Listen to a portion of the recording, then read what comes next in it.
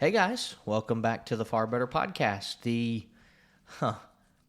penultimate season for Far Better. If you know anything about me, you know that is one of my favorite words. I learned it from Lemony Snicket in a series of unfortunate events, and it is a word that I have now used probably 12 times on this podcast, and so I'm thankful to have the chance to use it yet again. As you now know, the Far Better Podcast is sunsetting at the end of this year. That's the industry term for we're going off air.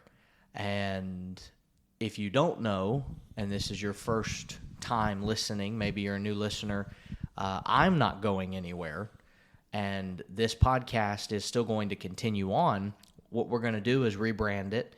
It will be changed in logo and name. All of the 10 seasons will be titled with a, Far Better at the beginning of each of those episodes so that you know that is the Far Better Podcast. And my new podcast is going to be called Text Takeaways. I've been doing Text Takeaways now for 6 years. This is year 7. And so it just makes sense for me to kind of lean into that a little bit more. I talked about at the end of last season the difficulties in trying to get everything done and planning out a theme and a season, whereas going just text by text is going to be a lot easier for me to pick out a section, write the text takeaways for it, sit down and record. I'm also excited to announce that will be both audio and video. And so thanks to House, Heart to Heart Studios for letting me get there and film. At the time that you're listening to this episode, I'll be preparing to head out that way later this month in January and go and film my first season with them. And so we'll be covering the book of 1 John in our first year, and so I'm looking forward to that. What I decided to do for my last 2 seasons, and I don't remember, it's been a while since I recorded it, I thought originally about going through and looking at old lessons from a park bench lessons and covering them. And if I said that that's what I'm going to do, I'm sorry. I did not lie intentionally, but I did tell a lie. I have never covered in full detail the subject of premillennialism, and it is time for me to do that. So these last 2 seasons are going to be a covering of premill. This season is going to be very laid back and very much more of a conversational style of just let's talk about what's being said and let's give some quick defeats to it. Later on this year in season 10, our final season, we will give detail looks at each of the topics of premillennialism that are out there and discuss how they are defeated in Scripture and try to make it where you can give a define and a defeat. Those of you that might be listening from my Somerville days, sorry, got to go through it again. And I know that you're looking forward to that. But for these first 4 episodes, I have a guest. He just coughed. And his name is Drew Suttles. And Drew is no stranger to the podcast or the network. We're grateful for the work that he's doing. And so, Drew, welcome in.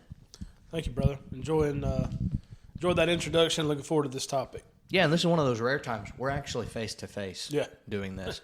Drew lives an ungodly amount of hours away from the Memphis area, but he's very happy. He's doing a great work in Quitman. Selfishly, we wish he was closer, but when you're doing such a great job where you're at, you just kind of have to deal with not having the people you love be so close, and you cherish the time that you get to see them when you're in person. And so the last 2 Decembers now, I've come up here, and we've done work together, and I got to give a report at Quitman, and Quitman, of course, has been very good to us, supporting us since the beginning, really. Mm-hmm. And so we're very thankful for all the work that Quitman is involved in doing, and Drew has a lot going on.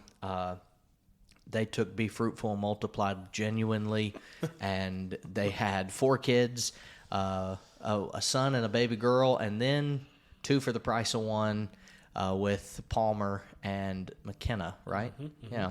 And so they are all a wonderful group of kids, but kids are a handful no matter what you do. So, Drew, thanks for taking some time to sit with me in silence. That's right. That's really actually what we're going to do. We're just both going to be quiet. But we're talking about premillennialism. And when we look at the subject of premillennialism, it is an interesting one to say the least, because when you Google this subject, it's very interesting how the AI overview gives this. For example, it starts off by saying premillennialism is a Christian belief. We would push back on that pretty quickly.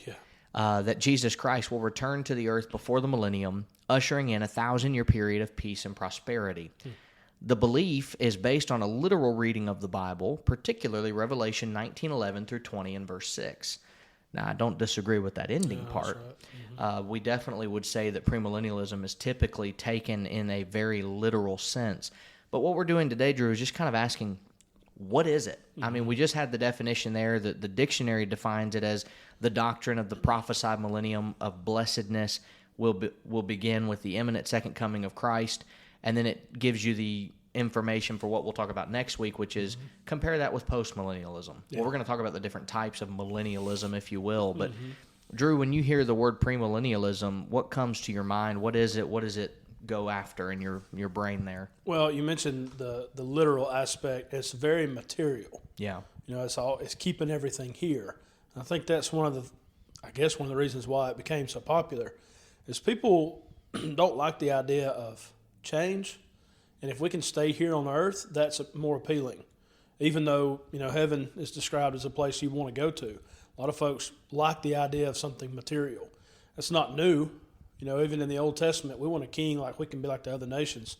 And even when Jesus came on the scene, even his own disciples, Lord, when are you going to restore the kingdom to Israel? So there's that physical, material background to premillennialism. But then I think the word itself, when you say that, some people might say, I don't really know what that is. But then you start to mention some of the teachings. I say, oh, I've heard about that. Yeah. So it's almost I don't want to say a fancy word, but when you just look at the word itself, pre means before. Millennial carries the idea of 1,000, and then you have the years. So you mentioned the 1,000-year reign. It's kind of what it centers around. So it's this basic idea that at the end of time, Jesus will come back, not to come back for his bride and usher us into heaven, which the Bible teaches, but rather he will come and literally set up a literal kingdom on earth, on the literal throne of David, and reign for a literal 1,000 years. Yeah. And with that comes a lot of different things. So that's, in a nutshell, the idea of premillennialism. It's before the 1,000-year reign, the things that are going to take place, and then it centers around Jesus reigning on earth for 1,000 years. Yeah, when I was in school, and it's interesting because you started a year and a half after I did, and so we were not in pre-mill class together. We had the same teacher. Of course, my dad taught it. Yeah. But we were both told the same thing. There are 21 different brands of premillennialism, and we have to be careful. The very first thing I want to tell anybody is we have to be careful saying they believe. Yeah. They may not. That's right. It's very similar to, I would put it this way. You're not going to say about every single person, well, because they're a New York Mets fan, they're also a Giants fan, right, and they're also a Knicks fan, and they may not be. No. They may be a Mets fan, a Dodgers fan, maybe, also a Grizzlies fan. He may be a Lakers fan. Dodgers or Steelers. You never know. People are different branded with what they like, and I look at pre-mill as kind of a similar following of, I'm going to sprinkle what I like into what I believe. Exactly. And how interesting is it that premillennialism really always seems to shift back to that fateful day in 1 Samuel when they said, give us a king so we can be like the nations. Exactly. And they became obsessed with what the nations were like. And God makes a point to Samuel when Samuel feels so rejected by that and so upset. God says, hey, don't, kind of like a pep talk, it feels like, don't be upset. They haven't rejected you. Yeah. They've rejected me because I was already their king.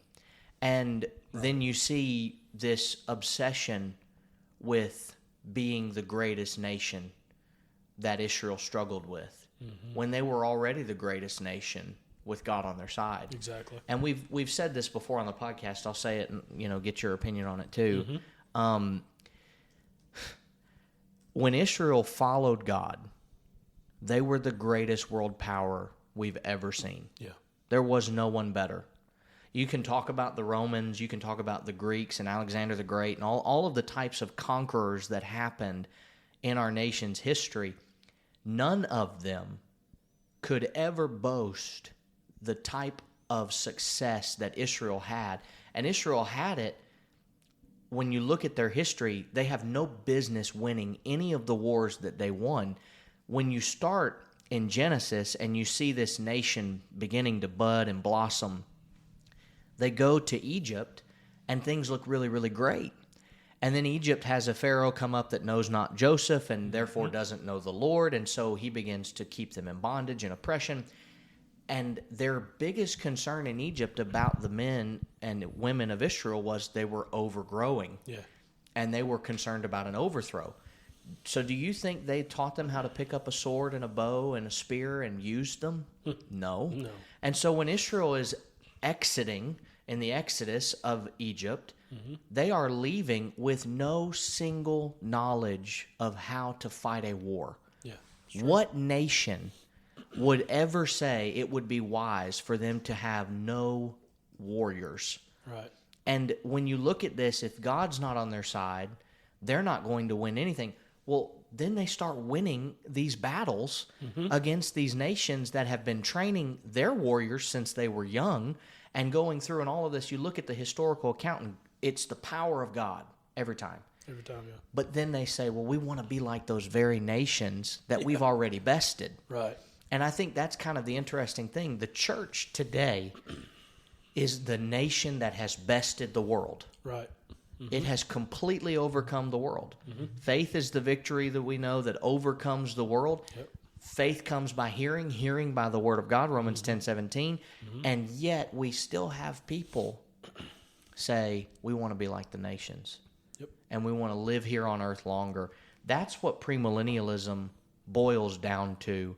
It is delaying my exit from this earth. Right, exactly. And giving me more time. And I find it interesting because we all know that we want more time. You know, you've got 4 kids, I've got 3 kids. I want to see them grow up. You want to see your kids grow up. We don't want to die. We want to live and we want to move forward. Pre-mill, therefore, becomes very attractive. Sure, exactly. Because it gives us that. If I'm part of the righteous, you know, I'll be raptured up, and then we get to come back down and live, depending on which version of pre-mill you take. Right. But then you start to really boil it down, and you start to realize what the Bible has always taught about this world is that from Genesis 3 to now, it has never been intended for it to stay forever. No, that's right. Had Adam and Eve not sinned in the garden, sure, the world could have lasted forever, and it wouldn't have been a problem. Yeah. We would be living right now with no knowledge of the evil that's in the world. We would all be naked. You know, we would have no knowledge of that, but we wouldn't have any issues. But because sin entered into the world, God then says this earth cannot last because it's been tainted. And that's what pre-mill kind of promises, the idea of, hey, the earth can last. It'll be all right. It's completely contradictory to what God says in Genesis 3. Sure. What else comes to your mind, Drew, when you think about the idea of what this is? Well, and I'm glad you brought up the they, because it is different. Not all divisions, if I can use that, of pre-mill are created equally. And I'm sure we'll get into that, further down the road. But you can sum up that, like you just said, you can take from any form of premillennialism, and it goes back to this material idea, very literal. I don't want to leave here. A thought triggered when you said that. Deuteronomy chapter 7. God said, "You are a holy people to the Lord. The Lord your God has chosen you to be a people for himself, special treasure above all the peoples face the earth. The Lord did not set his love on you, nor choose you because you were more in number than any other people, for you were the least of all the people. But because the Lord loves you, he's going to keep the oath which he swore to your fathers. The Lord has brought you out with a mighty hand and redeemed you." And then verse 9 says, "Therefore know the Lord your God, he is God, the faithful God, who keeps covenant and mercy for 1,000 generations with those who love and keep his commandments, and repays those who hate him to their face to destroy them. He will not be slack with him who hates him, he'll repay him face to face. Therefore you shall keep the commandment, the statutes, the judgments which I command you today to observe them." And you say, okay, what does that have to do with it? To your point, if they would have just submitted to the fact that God is our king and our ruler, how successful would they have been? And they were, in the sense that when Joshua led, it's the Lord your God leading you through. But once they broke off from that, then you see these other nations around them being more powerful. And again, it's the idea that, here's another tenet to pre-mill, is that the kingdom's not yet here. Yeah. We're still waiting on the kingdom to come. And we know from the Old Testament the prophecies about the kingdom coming. Daniel is one of my favorite prophecies, Daniel 2:44. The kingdom that will come in the days of the Roman Empire, it will stand forever. Yeah. So sometimes there's this idea of misapplying when the kingdom is coming. But the whole point is that this world, like you said, is not designed to last forever. And Jesus emphatically said, my kingdom's not of this world. Yeah. So it all boils down to, let's stay here, this material world. Like you said, this world's not designed to do that. And from Genesis 3 to 2 Peter 3, we learn that this world is going to be destroyed. Yeah. Therefore, there won't be a millennial kingdom. There won't be anything else that comes with that, because this world is going to be destroyed. And this is the timeline, really, that most premillennialism, doctrines will hold to. You've got Israel at the beginning of the timeline. They go along with all of their history from, Genesis up until Malachi. And then you start with the personal ministry of Jesus, and he comes to establish a kingdom, but he fails. Yeah. Because he's unexpectedly rejected. They audibled at the line of scrimmage, and he wasn't ready for the defense that was coming. Yeah. And so the kingdom is therefore postponed, and instead the church is established as an alternate. And then you have the church age. And then what they say typically will happen from there is then there is a rapture. Now, most people will take the idea of the rapture happens before the tribulation. Some, however, do take that it happens during. Yeah. We'll talk more about that next week. But the rapture will happen. The saints go to be with Christ in paradise for either 7 years, or, depending on how it is, it's a 3.5 year period. Then the rapture happens. Then it's 3.5 more years of tribulation without the raptured being on earth. There's nothing going on except tribulation during this 7 year period, and the resurrection of the saints happens during that rapture too. Then after that, there is a return of Christ with the saints. There's a battle of Armageddon. The Jews are returned. Satan is bound. The kingdom is finally established because it won't be rejected this time. Right. And then there's a 1,000-year reign.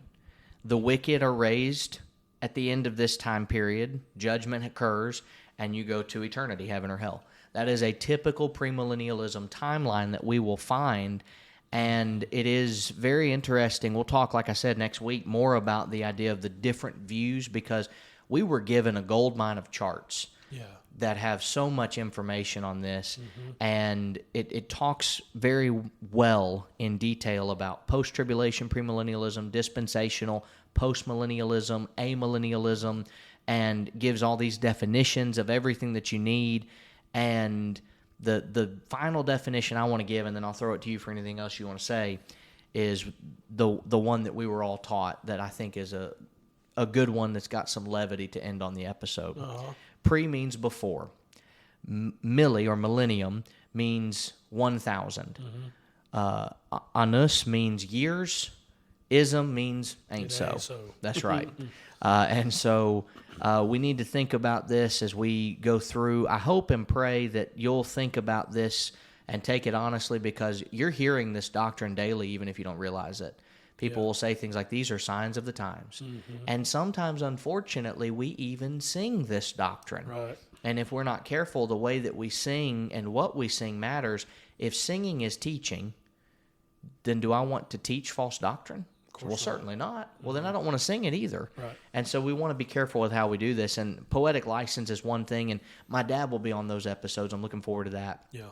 We're going to cover 4 episodes of songs that promote premillennialism, and we'll talk about poetic license, and we'll make sure that we give that full scope, because I certainly know that I'll never be face-to-face, with my Lord and walking and talking with him. Right. And so I understand there are some songs that are going to give some poetic licenses that are understandable. However, there are some songs that the poetic license has gone out the window, and we're actually teaching it at that point.